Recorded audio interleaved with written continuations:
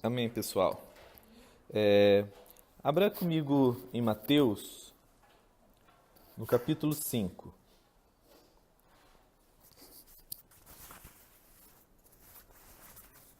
Evangelho de Mateus,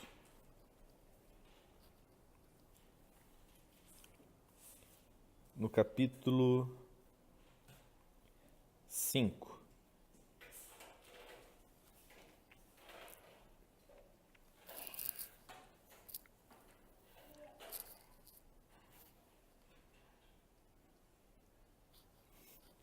No versículo 20, diz assim, Mateus 5, 20, diz assim, Pois eu digo, que é Jesus falando, que se a justiça de vocês não for muito superior, ou se ela não exceder a dos fariseus e mestres da lei, de modo nenhum entrarão no reino dos céus. Se a justiça de vocês não for muito superior ou não excederem muito a dos fariseus e mestres da lei, de modo nenhum entrarão no reino dos céus. Eu acho que mais ou menos que nós lemos a primeira vez esse texto faz bastante tempo. E nós temos feito, semana após semana, uma viagem interior, porque a partir disso, que a gente começa no Sermão do Monte e vai até na semana passada, semana retrasada, semana passada foi Dia das Mães, a gente só ficou em Mateus 5. Há mais de um ano a gente está em Mateus 5, porque e a nossa referência foi esse versículo. Se a nossa justiça não exceder a de escribas e fariseus ou de mestres da lei, que a gente sabe que, apesar de a gente repetir, nós estamos falando da elite religiosa da época. Eram as pessoas referenciais do que era moralismo e conhecimento de lei, conhecimento de escritura. E a partir disso, Jesus constrói todo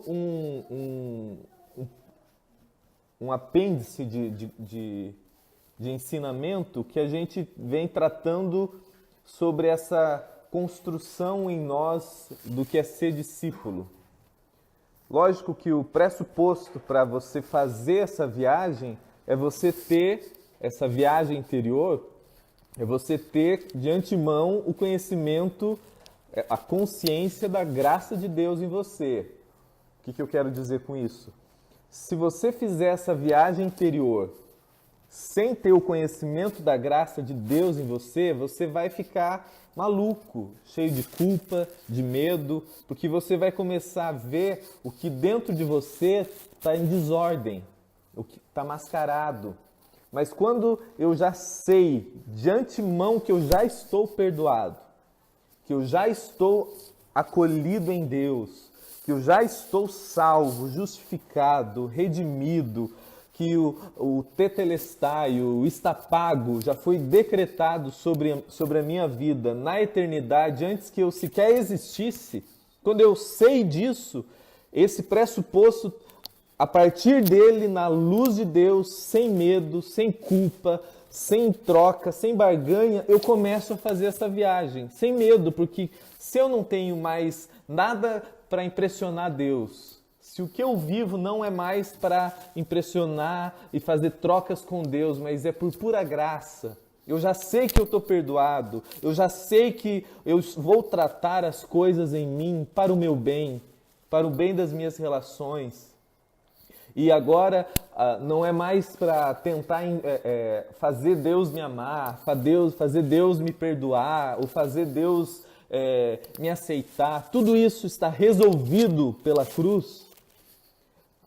Eu faço essa viagem, eu começo e eu já entendo que quando Jesus fala que se exceder a de escribas e fariseus, está querendo dizer que não é uma viagem que excede o que acontece fora.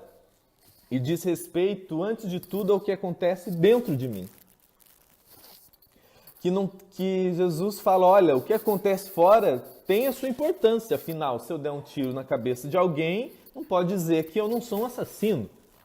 Mas ele fala, se eu sei que Deus não se impressiona, que Deus não se escandaliza, que não tem nada mais a ver com Deus, que tem tudo a ver com saúde humana, saúde das minhas relações, o bem que acontece em minha vida e na vida das pessoas que eu convivo, daí Jesus fala, então vamos parar de olhar só o externo, que isso é coisa de justiça de fariseu, que quer impressionar, que é de fachada, que é de se vender para o outro, que se importa com a média ponderada, com a média da maioria, que é onde vem a palavra moral, que é a média ponderada, a média da maioria, moralidade. Jesus fala que a minha justiça tem que exceder isso, e eu tenho que fazer a viagem para dentro. E a partir disso ele constrói ele vai dando pilares que vão construindo o meu ser. Ele fala, olha, o assassino não é quem dá um tiro. O ódio em si próprio já te faz um assassino, porque você começa a provar hoje um inferno existencial. Não tem nada a ver com para onde você vai, tem tudo a ver com o que você está provando hoje. O ódio que você produz contra o outro te faz um homicida, te faz experimentar esse inferno. O adultério vai muito além de você trair lá fora, tem a ver com a mente pervertida. E mais uma vez, não tem nada a ver com Deus se escandalizar, mas tem a ver com a diluição do meu ser. Então, cada passo que o Evangelho vai dando e que a gente foi dando todo esse processo, foi dessa edificação do nosso ser, essa construção do nosso ser. Eu gosto muito do exemplo para esclarecer de quando Jesus, lá em João 7, cita, estava acontecendo a festa dos tabernáculos e como um rito daquela época, onde o sacerdote ficava em pé, pegava as águas e jogava num cântaro, no canto do altar, que tinha uma simbolização. E Jesus se levanta e diz assim, que aquele que crer em mim, do seu interior fluirão rios de águas vivas. E o que ele cita ali, você vê lá em Ezequiel 40, onde ele fala da construção de um templo, que é um templo que é pequeno, mas que ele cresce para dentro, que a medida vai crescendo para dentro. E isso está falando de mim e de você, que para fora, é só fruto, é só resultado, mas o crescimento mesmo, a edificação genuína do reino de Deus acontece dentro de mim. Lucas 17 fala que quando os discípulos perguntando sobre o reino de Deus, Jesus responde assim, o reino de Deus, você não pode dizer está ali, está lá, porque ele não vem com visível aparência. O reino de Deus está dentro de vós. Então, é uma edificação, uma construção que acontece dentro de mim. E cada pilar, cada fundamento que a gente vai fazendo, aprendendo em Jesus, é uma edificação desse templo, dessa edificação do meu ser, dessa justiça que excede para fora, excede a dos fariseus, porque não fica pensando só na estética da coisa, mas é tudo o que acontece antes dentro de mim. Só que Jesus vai para um outro ponto agora. Tudo que ele fala, tudo que ele diz, fala de crescer para dentro. Agora ele chega em Mateus 6. Lógico que ele não tinha capítulo, versículo, ele simples falava. Quem organizou isso foi o ser humano para facilitar. Mas o discurso é o mesmo. Então, num momento ele fala assim, ó, cuida, o chamado que nós temos é de exceder a justiça de escriba e fariseu. Mas ele chega e diz assim, lá no Mateus 6, ele fala, mas tenha cuidado, na hora de praticar, que a sua justiça, suas obras de justiça, de não as praticá-la diante dos outros para serem vistos por eles. Porque se vocês fizerem isso, vocês não terão recompensa nenhuma do Pai Celestial, ou vocês não terão galardão. Portanto, quando você der a esmola, não anuncie isso com trombetas, como fazem os hipócritas nas sinagogas e nas ruas, a fim de serem honrados pelos outros. Eu garanto que eles já receberam a sua plena recompensa. Mas, quando você der a esmola, que a sua mão esquerda não saiba o que está fazendo à direita, de forma que você preste ajuda em segredo. E o seu Pai, que vê o que foi feito em secreto, em segredo, o recompensará. É interessante que parece, num ponto Jesus fala, olha, o chamado que nós temos é de exceder a justiça dos escribas e fariseus. Daí ele chega aqui e diz assim, mas cuidado na hora de você exercer a sua justiça, para que ela não seja ele diz assim, cuidado, acautelai-vos ou guardai-vos na hora de praticar sua justiça, suas boas obras, para que isso não seja para impressionar os outros.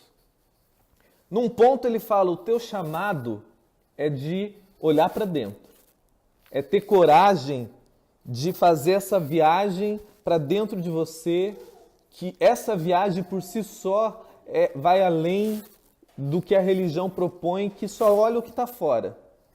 Ele fala, mas neste processo que já começou, essa justiça, esse entendimento, esse conhecimento que a gente vai tendo, pode ser traiçoeiro.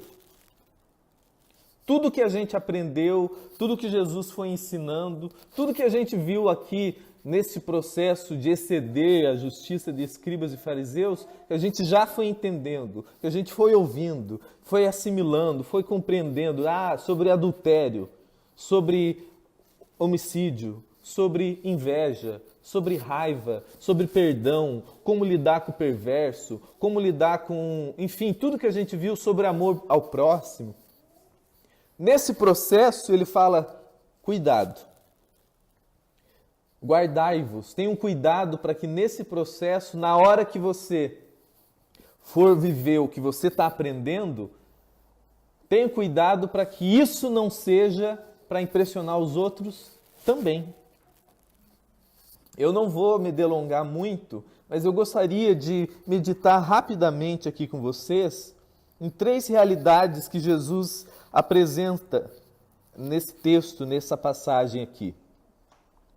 A primeira é que o chamado dele é para que a gente cresça para dentro, mas que a gente não enche para fora. Para que a gente cresça para dentro, mas para que a gente não enche para fora. O que eu estou querendo dizer? O pressuposto, o entendimento aqui é que ele estava falando com quem quer ser discípulo. Ele está falando com... Ele não está falando com o louco religioso. Ele está falando com o Léo, com o Douglas, com o Charles, e que deseja ser discípulo de Jesus. É alguém que teve a coragem de fazer essa viagem interior. Que entendeu que fora, que a exterioridade muitas vezes engana, que o que importa mesmo é o que está acontecendo dentro de mim. Mas mesmo com este entendimento, porque é para essas pessoas que ele está falando, e são essas pessoas que nós somos, que nós desejamos ser discípulos de Cristo, ele fala, cuidado, Porque nesse processo, ainda assim, no dia a dia, você pode ainda se corromper. Você ainda pode, no processo de que agora eu sou uma pessoa que não sou mais bitolada religiosa. Agora eu sou uma pessoa que entende o que a questão da oferta, do dízimo, do adultério, do sexo, da graça. Eu sou uma pessoa que já venci isso. Não sou mais fariseu. Agora eu sou de Jesus, eu sou da graça de Deus. Ele fala, mas ainda assim, neste processo existe uma sutileza que pode acontecer dentro de nós, que nós, ainda assim, nós queremos fazer e viver ainda para impressionar os outros. Ainda nós queremos quantificar a nossa espiritualidade. Agora eu entendo o perdão, mas então eu preciso contar, eu conto, muitas vezes não para o outro, mas para mim mesmo, quantas vezes eu já perdoei. Agora eu não sou mais uma pessoa que vou na Universal, olha que bobagem, o pessoal que crê como Macedo, e a gente começa a olhar de cima para baixo. As nossas boas obras, que já excedem a dos escribas e fariseus, agora, ainda sim, ela começa a se corromper porque a gente começa a se inchar. Porque agora eu entendi, agora eu sei, agora eu não sou burro. Agora a gente olha para o outro e a gente fala, olha, eu não sou como você porque eu perdoo. Porque eu não faço barganhas com Deus, eu sou generoso. Só essa semana eu já dei para quantos? E a gente começa a contabilizar as nossas boas obras. A gente começa a contabilizar, muitas vezes não para todo mundo, mas sutilmente a gente começa a permitir que dentro de nós, a gente começa a contabilizar quem no casamento perdoou mais. Não, porque a gente vai ficando bravo, não, porque eu sei quantas vezes eu já cedi, porque eu sei no meu trabalho quantas vezes eu fui generoso, então eu sou mais generoso que todo mundo aqui, e a gente vai inchando e vai se gloriando, e ele fala, cuidado, nesse processo que é sutil, de alguém que já não é mais fariseu, ainda assim a semente pode voltar dentro de você. Você pode superar a estética da religião, mas no processo você ainda pode se corromper. No dia a dia, na prática, a gente ainda pode... aquilo que era o bem em nós pode se corromper e virar mal. Um exemplo disso, eu sou uma pessoa que desde que eu me converti, eu nunca fui muito adepto a testemunho. Vamos ouvir o testemunho do Charles. E o Charles fica famoso por dar o testemunho dele. E ele começa a e ele enche a boca para falar o que Deus fez na vida dele. E é interessante que se você olhar em todo o Evangelho, você não vê nada que me encoraje a isso. Acho que um dos testemunhos mais fortes do Evangelho é o de Paulo, que foi quem foi, pregou como pregou, viveu como viveu, teve uma revelação profunda de Jesus, e em décadas de ministério se tem nos Evangelhos 4 vezes. Você imagina um ministério aí de, não estou falando um número, 40 anos, 30 anos, 50 anos, ele vai falar umas 4, 5 vezes do que aconteceu na vida dele, porque a mensagem era Cristo. A mensagem era sobre o Evangelho, era sobre quem Deus é sobre o que Cristo fez, não tinha nada a ver com ele, porque se a ênfase fosse ele, se a ênfase fosse, olha, eu vou mostrar e vou contar o quanto eu sou bom, eu vou contar para todo mundo o quanto eu melhorei, eu vou contar para todo mundo o quanto eu entendi, eu vou contar para todo mundo o quanto eu sou espiritual, e eu começo a me orgulhar disso, eu vou me corrompendo igual. eu vou me enchendo, aquilo que era o meu bem, deixou de ser o meu bem. Aquilo que era realmente uma boa obra, fruto de uma consciência em mim, deixou de me fazer bem, porque simplesmente eu comecei a me orgulhar do que aconteceu em mim. Porque agora eu superei a burrice religiosa, os escribas, os fariseus, eu começo a me orgulhar que eu sei o que o Léo não sabe. Eu começo a querer contar e contabilizar e quantificar a minha espiritualidade. E Jesus fala, cuidado, acautelai-vos. A segunda realidade que eu gostaria que a gente meditasse um pouco é que o que qualifica o nosso ser para a individuação em Deus é tratar a nossa justiça, as nossas boas obras, tudo que de bom o Evangelho produziu em nós, em segredo.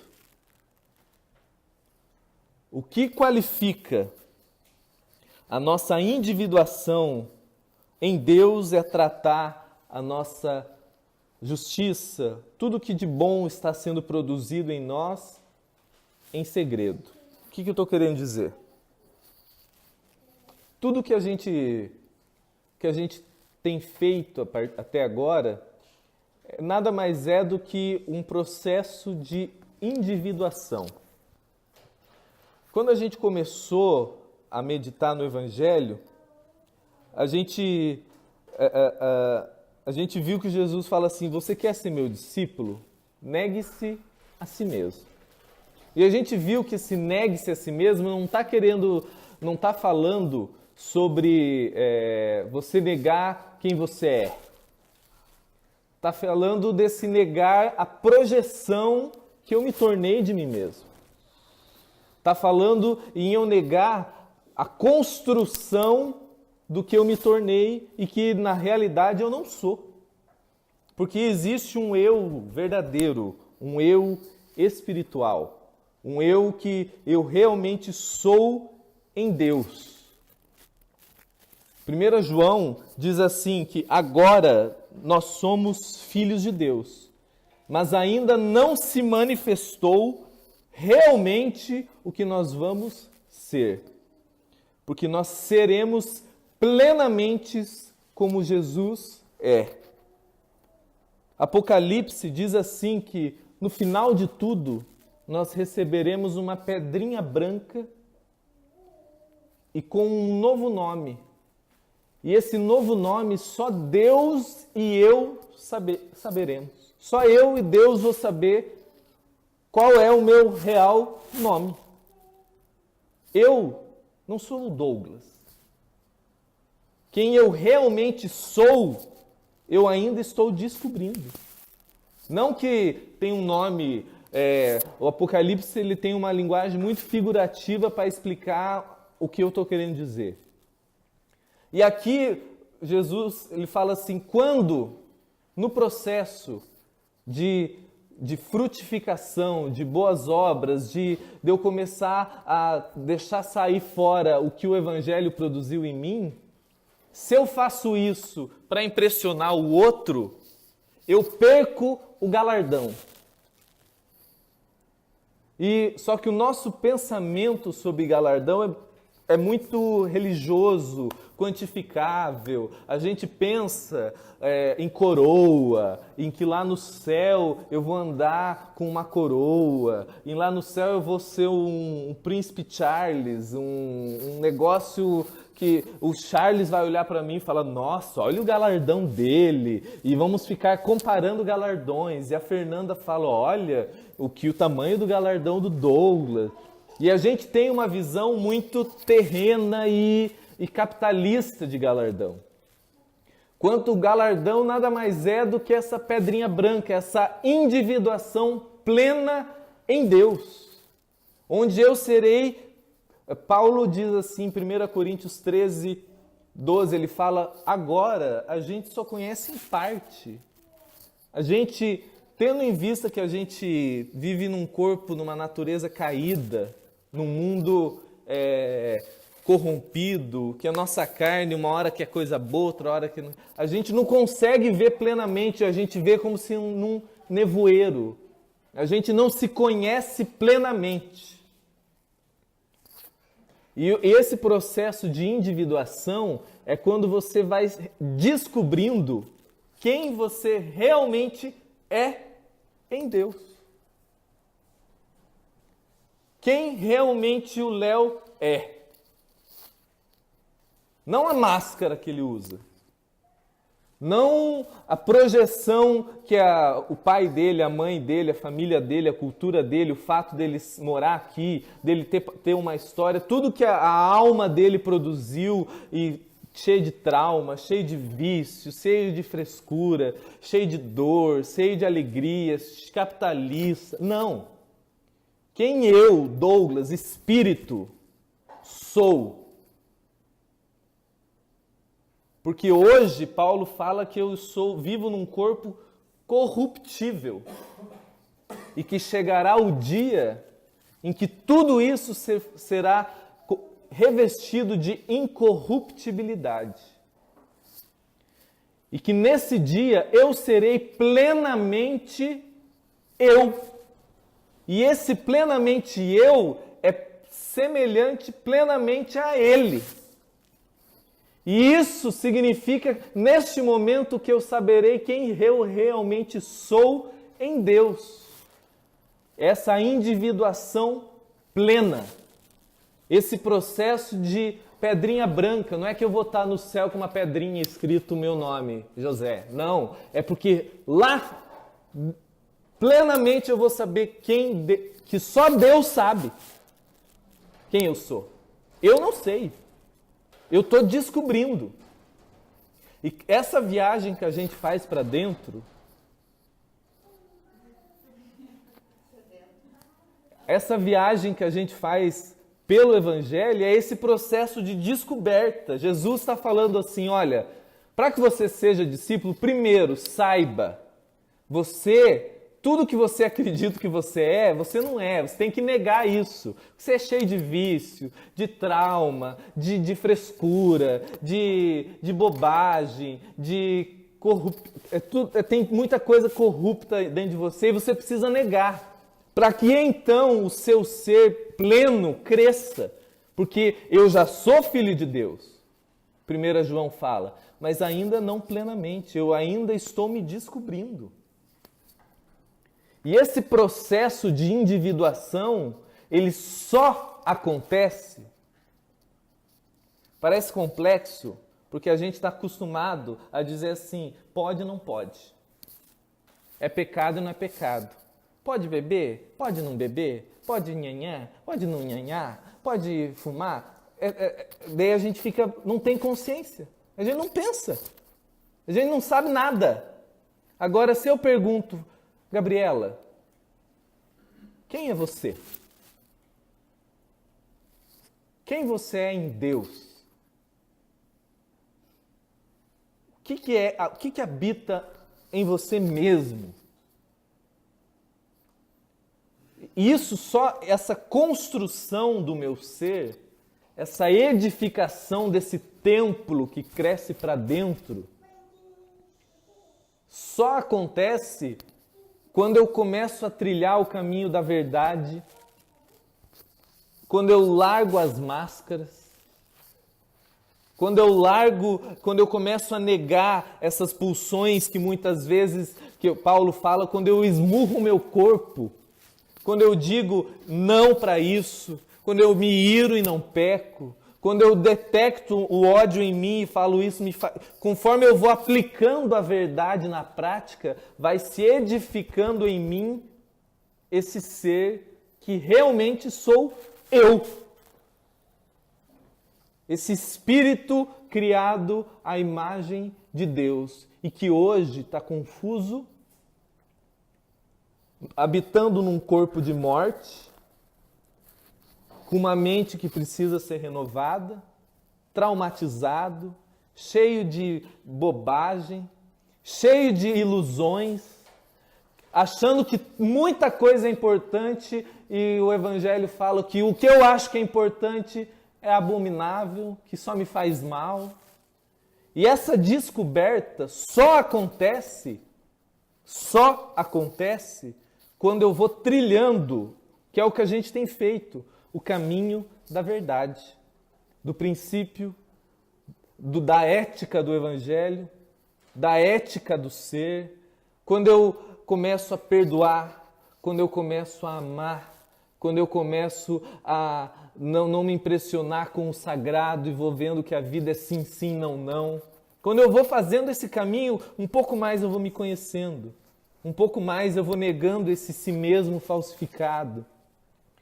Só que Jesus fala que essa ética do Evangelho, essa que a gente já viu que não é moral, mas esse princípio de saúde, essa ética pode virar etiqueta.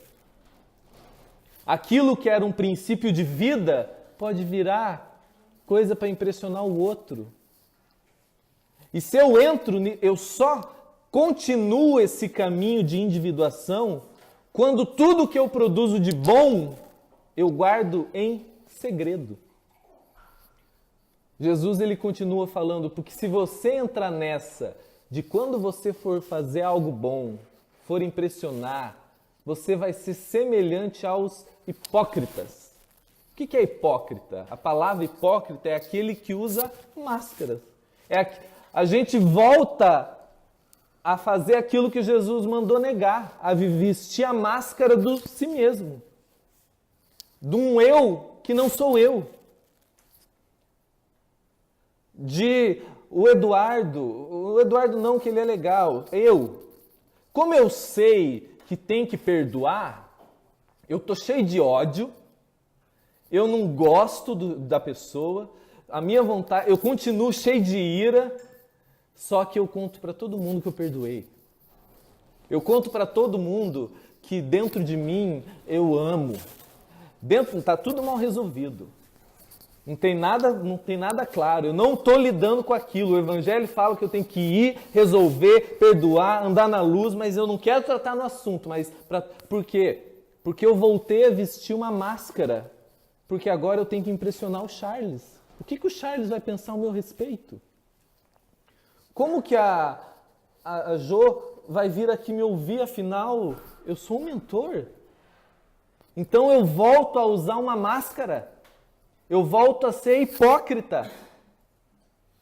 Porque aquilo que era para ser simplesmente uma boa obra, ajudar o outro, agora tem que ser visto pela Jo. Ela tem que saber que eu ajudei. Afinal, eu tenho uma reputação. Como é que eu não vou perdoar o Eduardo se eu ensino sobre o negócio? Não tem nada a ver uma coisa com a outra. Jesus fala, se eu entro nessa, o meu ser, esse caminho de individuação, se perdeu. Ele fala, o seu galardão vai embora. Esse processo de individuação do meu ser, de saúde do meu ser, de construção do meu ser, quando tudo isso começa a ser para impressionar o outro, se desconstrói na hora. E como tudo que a gente aprende no Evangelho não tem nada de moralismo, nós estamos falando de saúde humana,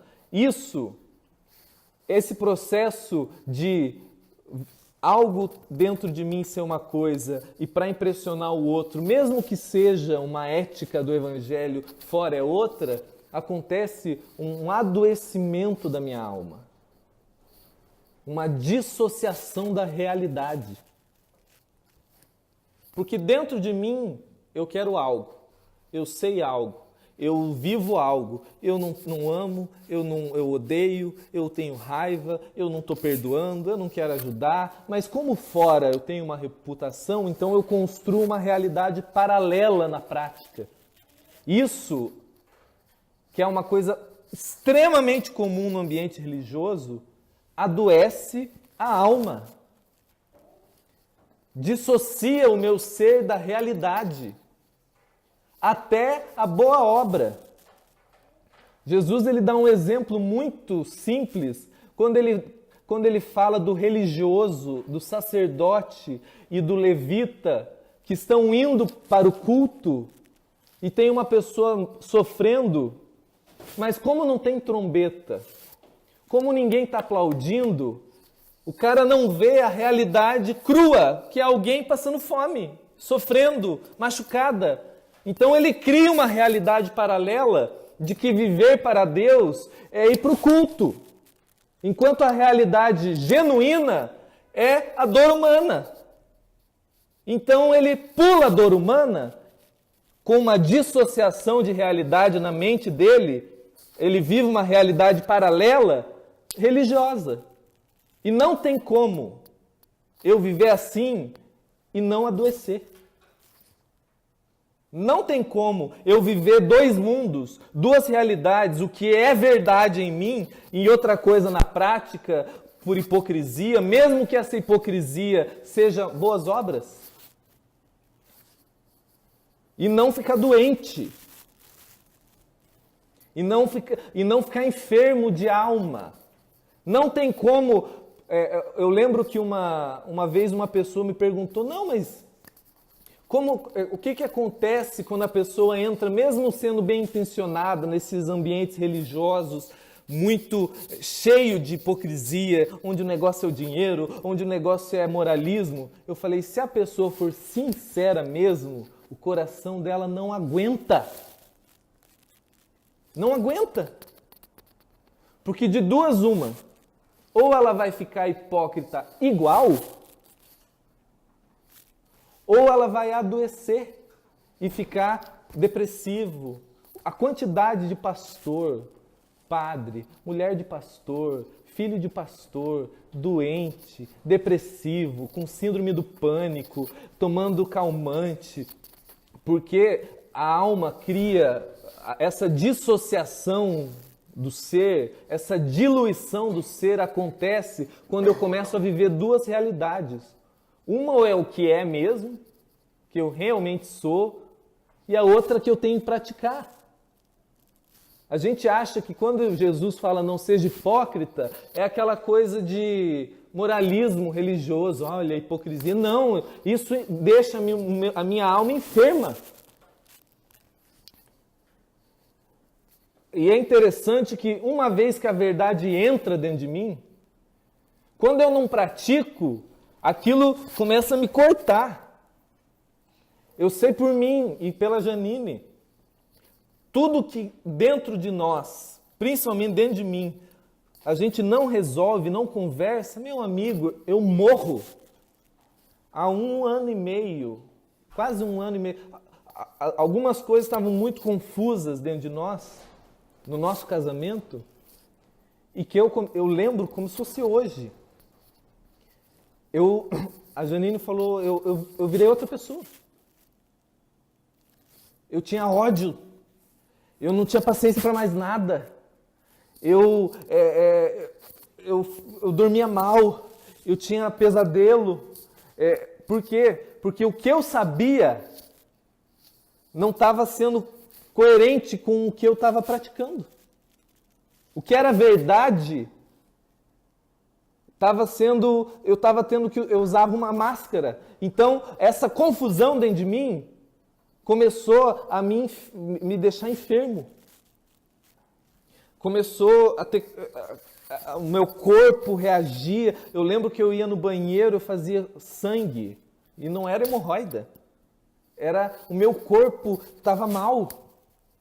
Porque não tem como, gente. Não tem como você não interromper o processo de individuação do seu ser em Deus. Não vivendo fora o que é verdade dentro e o seu ser não se corromper. E você não começar a viver realidades dissociativas. O seu olhar não ficar corrompido. Jesus, ele fala assim, eu não vou estar apto nem de ajudar o outro. Ele diz assim, porque eu vou enxergar o cisco no olho do outro e dentro do meu tem uma trave inteira. O meu olhar vai ficar corrompido. Eu não consigo enxergar com verdade, porque eu estou com um olhar corrompido. Está tudo confuso.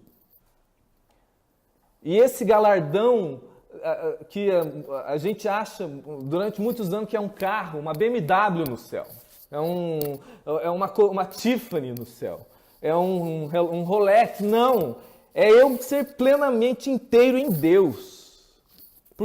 E é um negócio que o Charles não vai saber, porque só eu e Deus vamos saber. Porque a pedrinha branca, ele fala, você receberá um nome que só você e Deus não vai saber. Só eu e ele.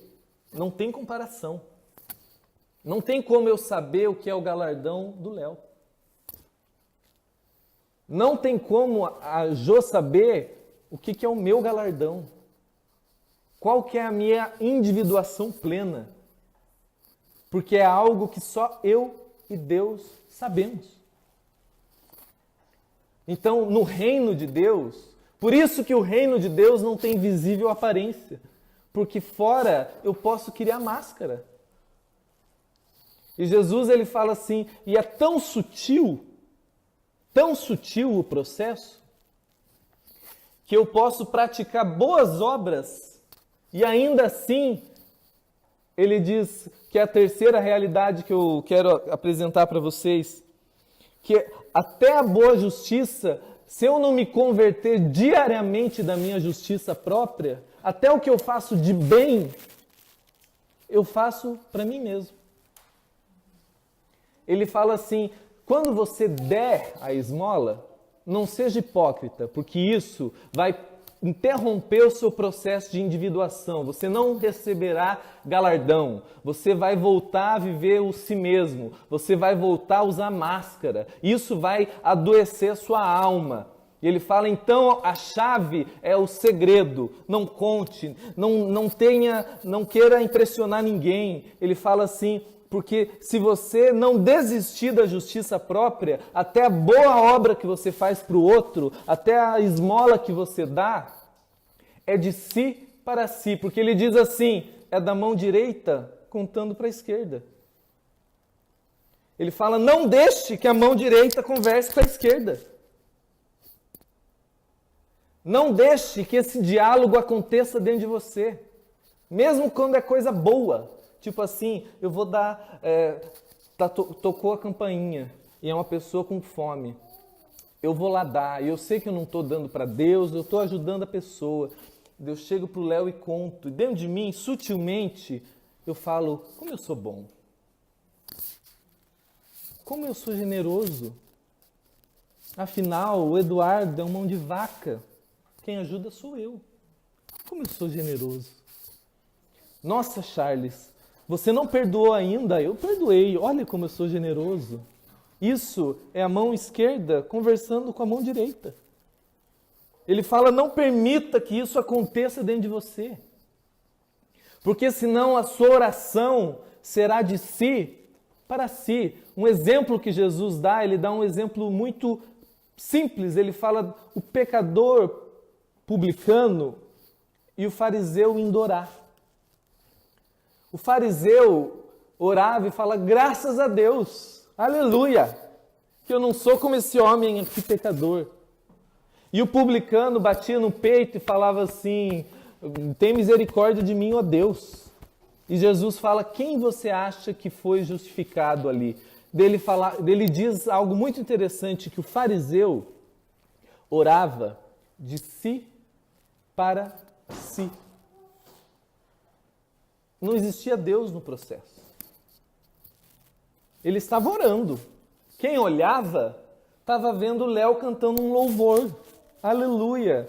De Handel, com uma voz maravilhosa. O louvor foi tremendo, eu me emocionei. E Jesus fala, ele orou, cantou, fez uma performance linda.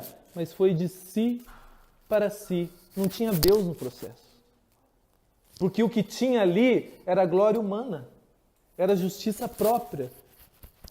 Porque a justiça própria não é que só eu querer ser salvo e ir para o céu pela minha boa obra. A justiça própria é quando a minha boa obra começa a me autogloriar. Eu fico feliz porque agora eu sou bom. Eu fico feliz porque agora eu sou generoso.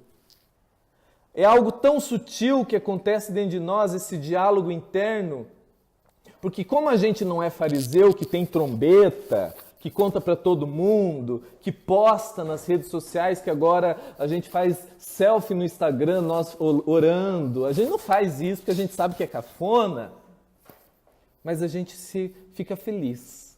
A gente deixa que algo aconteça dentro de nós, que a gente fala assim, eu preciso que todos saibam que eu oro. Eu preciso orar um pouquinho mais alto para que o Eduardo saiba que eu sou espiritual.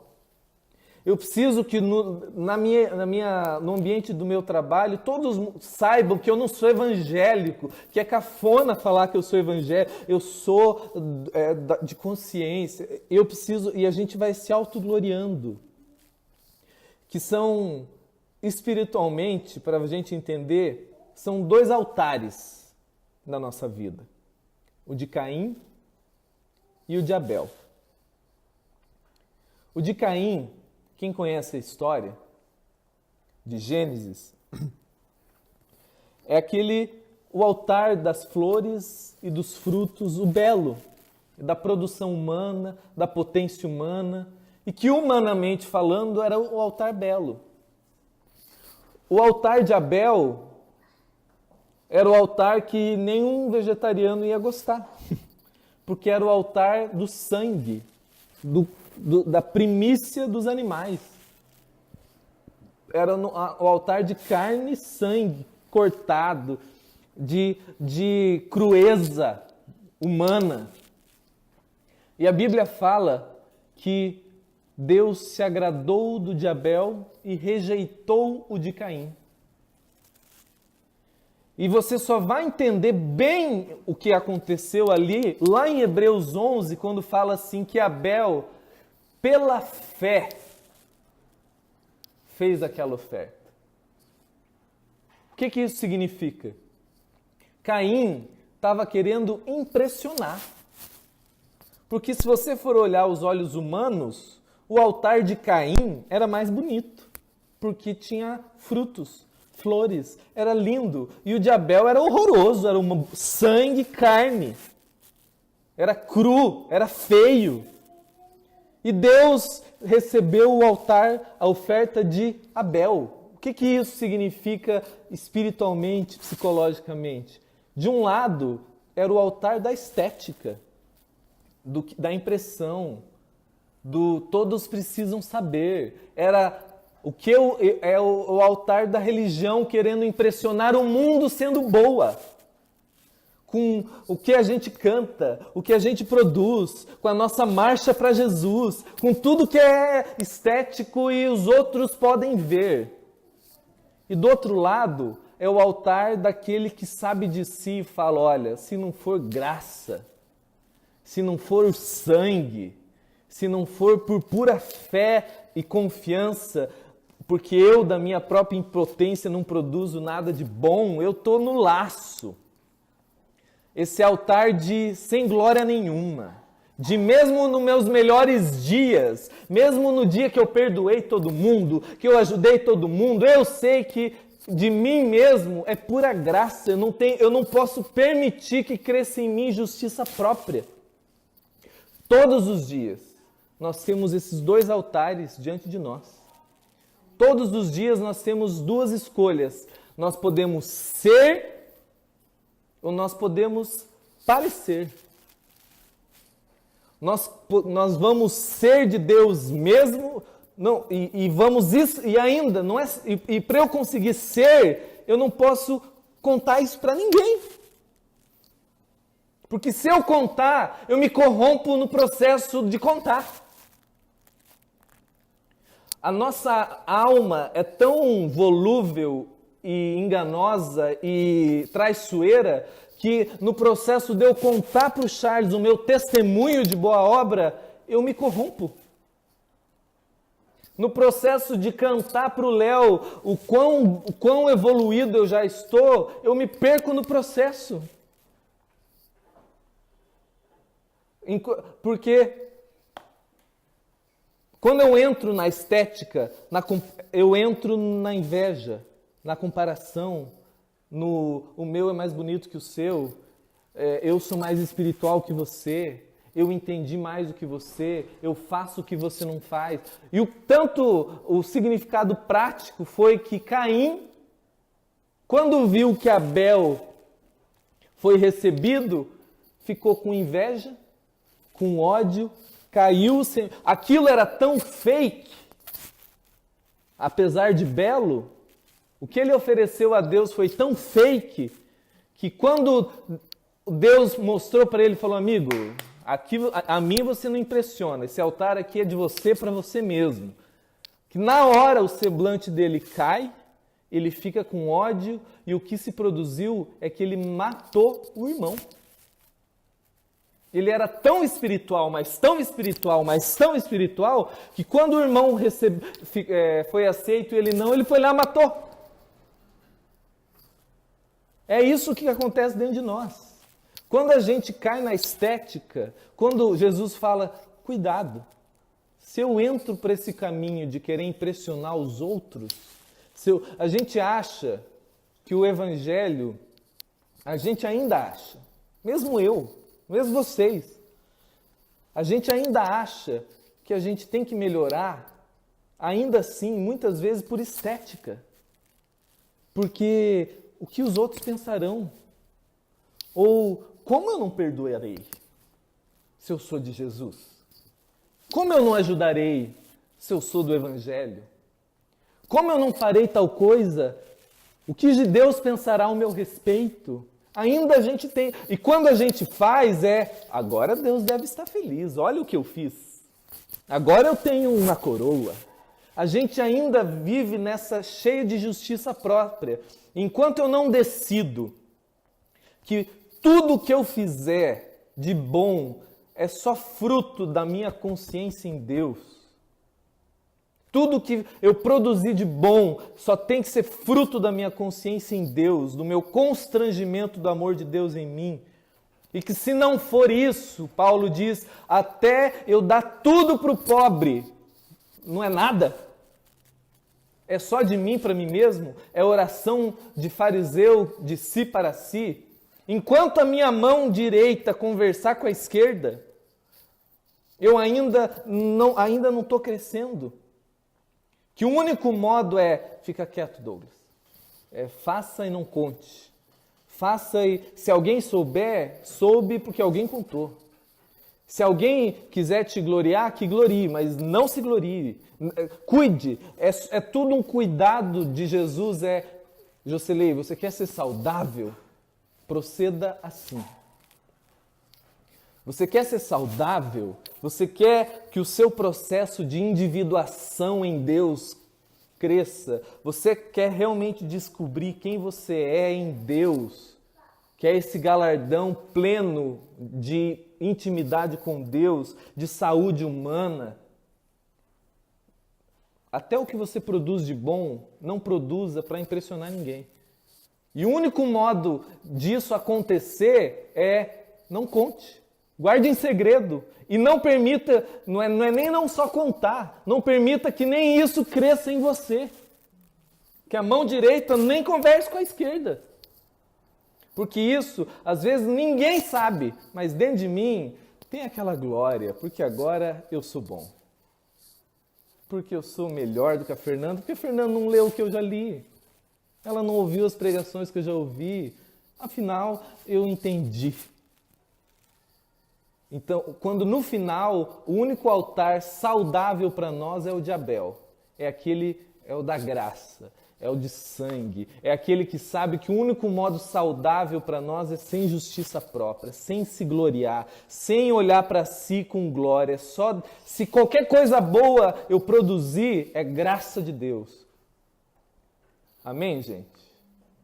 Eu sei que foi um pouco mais complexo, mas se você puder ouvir depois novamente e meditar nesse texto e ler o que a gente leu e meditar de novo, porque nós vamos, até agora, a gente foi para dentro, para tudo que a gente acontece dentro, numa justiça que é maior do que a dos fariseus que se preocupam só com a estética. Mas Jesus fala, isso é muito bom quando a gente olha para dentro. Mas ele diz assim, que se a gente não se cuidar no processo, até quando a gente produz coisa boa, a gente ainda pode produzir querendo impressionar. E se isso acontecer, acabou. Tudo que se construiu de bom vai começar a se diluir de novo. A Jocelei, que agora faz anos que não está mais bitolada com a religião, com o evangelho, foi entrando dentro dela, mas eu tenho que saber que eu tenho que me guardar todo dia. Todo dia eu tenho que me lembrar que a minha mão direita não pode conversar com a esquerda. Que na hora que eu for orar, eu tenho que orar para Deus mesmo. E de preferência, que ninguém nem me ouça, porque se eu começar a querer orar alto demais, eu vou querer que o Charles ouça a minha oração bonita. E daí a verdade começou a se esvair, porque ela começou a ser de si para si. Mas a gente vai continuar nas próximas semanas. Amém?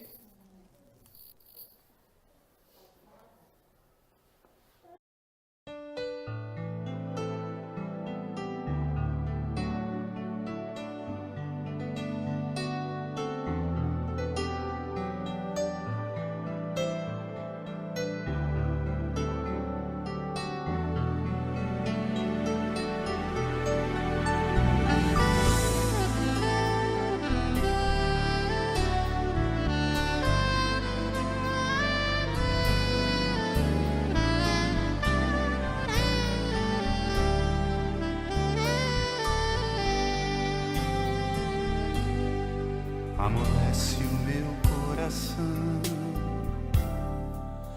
molha meus olhos, revigora o meu amor, aquece a minha oração, sonda minha motivação, escrita em meus olhos. Tu somente és capaz, Senhor, de amolecer meu coração com vinho, que é o teu sangue, com óleo, que é o teu Espírito, com vinho, que é o teu